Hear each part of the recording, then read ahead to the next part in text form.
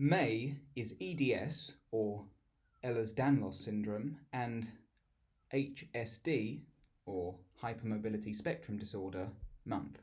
This has particular significance to me this year because I have recently been diagnosed as being on the hypermobile spectrum myself.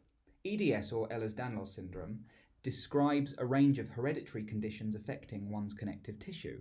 The underlying factor is an abnormality in collagen, a protein and key element of connective tissue.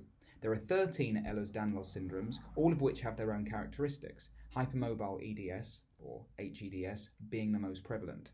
Typically, EDS is characterized by joint hypermobility, when one's joints extend beyond their normal range, joint subluxation, partial dislocation, if I pronounce that incorrectly, please let me know, and soft, velvety and stretchy skin which breaks, bruises and scars easily.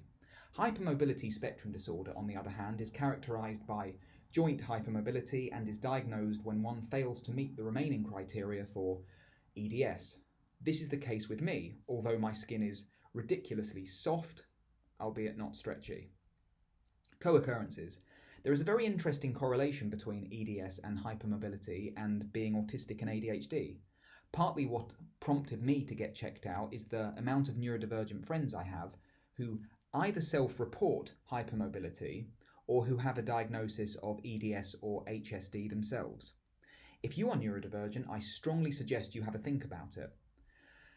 Other features to note: a lot of EDS people experience POTS, postural orthostatic tachycardia syndrome, a circulatory condition that may manifest as lightheadedness or dizziness upon standing up too quickly after sitting down, and digestive issues. Also, there seems to be something of an EDS look. The collagen rendering the skin soft and elasticy could mean fewer wrinkles as one ages, and fine features and earlobes along with large eyes are often shared features giving rise to a younger appearance. I'm not very knowledgeable about EDS and HSD in general, hence my difficulty pronouncing some of these new terms, let alone the preferred language of which, but I learned the other day from a friend with EDS that some people with the condition refer to themselves as zebras. The same friend also informed me that there are members of the community who refer to themselves as EDSers. I've observed that most of my friends, though, describe themselves as having EDS or HSD. My recent hypermobility spectrum disorder diagnosis has, naturally, led to this subject becoming something of a special interest. I'm grateful to my friends with EDS and HSD who have taught me so much already and who were instrumental in my pursuing an assessment for myself.